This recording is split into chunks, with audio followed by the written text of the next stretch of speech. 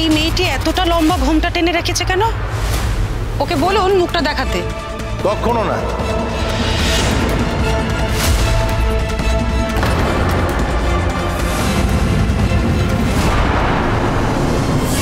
শোনো গরিমা, রোশনাইকে যারা ভালোবাসতো তারা যে এই সত্যটা উদ্ধার করবার জন্য প্রাণপণ লড়াই করছে, এর মধ্যে আমি কোনো অস্বাভাবিকতা, কোনো অন্যায় দেখতে পাচ্ছি না। না, পাচ্ছি না। পুলিশের মনে হয়েছে তোমার মা এই ঘটনার সঙ্গে জড়িয়ে আছে, তাই তারা তাকে ধরেছে। নির্দোষ প্রমাণ হলে তারা তাকে ছেড়ে দেবে। কিন্তু আমি তোমায় একটা কথাই বলবো, তুমি এই বাড়িতে বসে টিভি দেখে সময় নষ্ট করবে না। তুমি চলো, ও বাড়ি চলো। না, আমি আর কখনো ও বাড়িতে যাব না। গরিমা, এই সময় আরণ্যকের পাশে তোমার থাকা উচিত। না বাবা, আরণ্যক রোশনাইয়ের জন্য শোক প্রকাশ করবে, ওর জন্য লড়াই করবে, বড় বড় কথা বলবে, আমার মাকে অ্যাকিউজ করবে, আমার সাথে মিসবিহেভ করবে, এগুলো শোনার জন্য যাব আমি ওই বাড়িতে? দেখো গরিমা, আমি চিরকাল তোমাকে ভালো পরামর্শ দিয়ে এসেছি বলে আমি মনে করি। তাই বলছি, তোমার এখন শ্বশুরবাড়ি যাওয়া উচিত, তাদের পাশে থাকা উচিত, এবং তুমি যে এই ঘটনায় ব্যথিত, দুঃখিত, এটা ওদের জানানো উচিত। পারবো না বাবা, আমি কখনো মনে মনেও বলতে পারবো না যে রোশনাইয়ের জন্য আমি দুঃখিত। ওই মেয়েটার জন্য যে আমি কত কিছু সহ্য করেছি সেটা না শুধুমাত্র আমি জানি।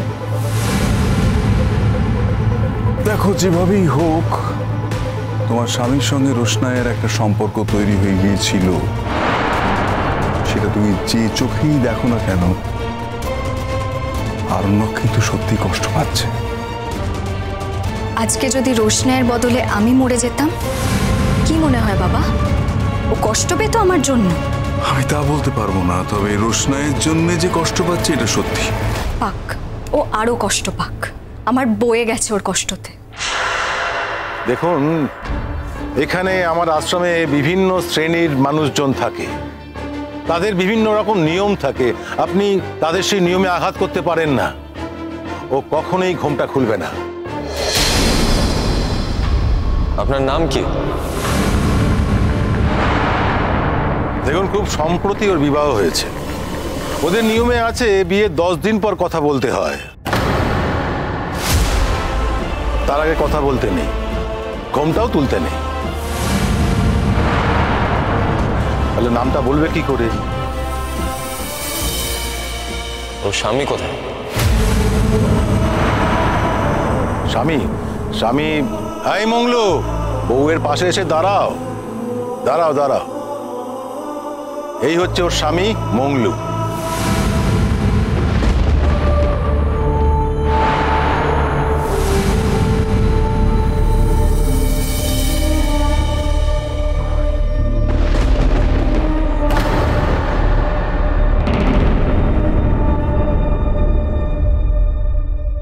কাল রোশনাইয়ের কাজ হওয়ার কথা, শেষ কাজে তুমি গিয়ে দাঁড়াবে না? আরণ্যকের পাশে থাকবে না? আরণ্যককে তো তুমি সত্যি সত্যি খুব ভালোবাসো। পারবে ওর সঙ্গে সম্পর্ক বিচ্ছিন্ন হয়ে আলাদা হয়ে থাকতে? আলাদা হতে পারলেও আমি আর আলাদা হব না। ও যেমন ভুগিয়েছে আমাকে, আমিও সারাটা জীবন ধরে ওকে ভোগাবো। আর এখন তো আলাদা হওয়ার কোনো প্রয়োজনও নেই। যার জন্য আলাদা হতে চাইছিল সেই মানুষটাই তো এখন আর নেই এই পৃথিবীতে। আর কি জানো তো বাবা, প্রথম থেকে আজ অবধি এখানে যদি কেউ সব থেকে বেশি ঠকে গিয়ে থাকে না, সেটা আমি, শুধুমাত্র আমি। তবু আবারও বলবো, তোমার শ্বশুরবাড়ি যাওয়া উচিত। রোশনাইয়ের শেষ কাজ, এই সময় তোমার আরণ্যক পাশে থাকা উচিত। মনটাকে একটু বড় করা যায় না গরিমা? একটু বড় দেখো, তুমি চাইলে আমি তোমাকে পৌঁছে দিতে পারি, কারণ রোশনাইয়ের শেষ কাজে আমি নিজে সশরীরে উপস্থিত থাকতে চাই এবং আমি থাকবো।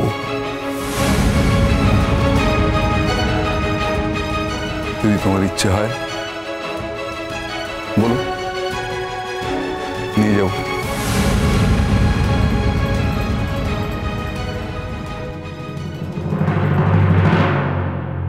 আপনার জীবন থেকে চিরকালের মতো আমি হারিয়ে গেছি স্যারজি।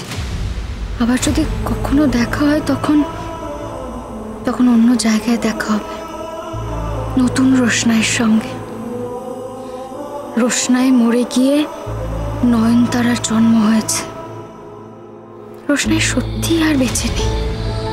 বারবার মনে হচ্ছে মেয়েটার ঘুমটা সরিয়ে মুখটা দেখি, কিন্তু কেন মনে হচ্ছে এরকম? ও একজন পরস্ত্রী, মুখটা ঢাকা আছে বলে দেখতে ইচ্ছে করছে বারবার। আপনার মনে যদি থেকে থাকে একমাত্র সেখানেই সে আছে। এখন আমি নয়নতারা হওয়ার সাধনা করছি। আমার জীবনে গভীর সত্যি জানার অপেক্ষায় আছি আমি। যদি কোনোদিনও আপনার সঙ্গে আমার দেখা হয় তাহলে আপনি নয়নতারাকে দেখতে পাবেন। প্রত্যেকটা মুহূর্ত এখনো আমি তোমাকে নিয়ে বাস করি। প্রত্যেকটা মুহূর্তে আমার তোমার কথাই মনে পড়ে। আমার কিছুতেই বিশ্বাস করতে ইচ্ছে করছে না তুমি বেঁচে নেই। এমন একটা ঘটনা ঘটতে পারে বলে আমি কিছুতেই মেনে নিতে পারছি না রোশনাই। আর এর মধ্যে গরিমা দিদির সঙ্গে আপনার সম্পর্ক ঠিক হয়েও যাবে। রোশনাই মরে গেছে জেনে নিজের মতো করে জীবনটা কাটাতেও পারবেন। বারবার মনে হচ্ছে তুমি আছো, কোনো একদিন তুমি এসে বলবে, স্যারজি আমি ফিরে এসেছি। তবে তাই হোক স্যারজি। আমিও তো চেয়েছি আপনি চিরকাল গরিমা দিদির সঙ্গে ভালো থাকুন। আমি আপনার জীবন থেকে অনেক দূরে চলে এসেছি।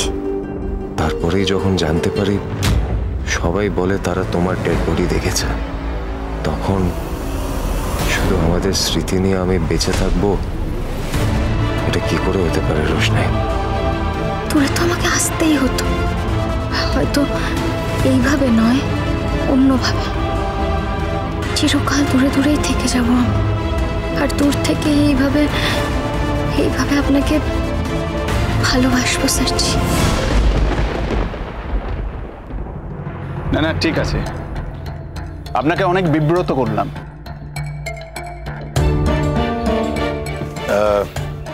আপনাদের আর কিছু জিজ্ঞাসা করার আছে? না না, এবার আমরা আসবো। বলছিলাম, আপনার সঙ্গে কি কখনো এর আগে আমার দেখা হয়েছিল?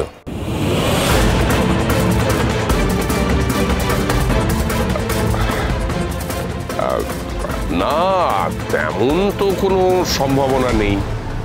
দেখো, আমি তো দীর্ঘদিন এই আশ্রমেই রয়েছি, আর এর আগে তুমি তো এখানে এসেছো বলে আমার মনে হয় না, আসেনি।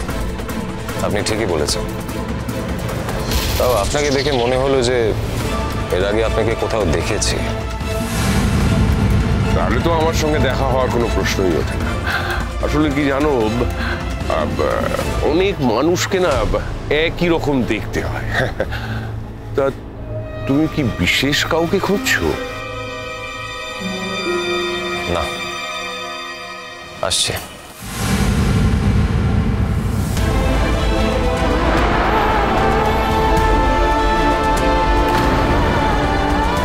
তবুও তো আপনাকে দেখতে পেলাম। হয়তো এই শেষ। আবার কবে দেখা হবে, আদৌ কোনোদিনও দেখা হবে কিনা সেটাও জানি না। আপনি ভালো থাকবেন স্যারজি, নিজের খেয়াল রাখবেন।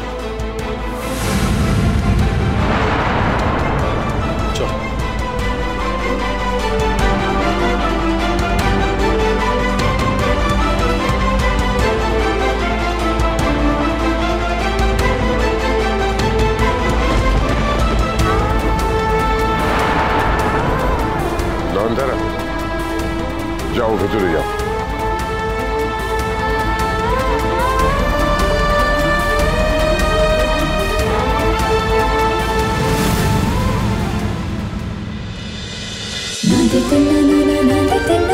रोशना।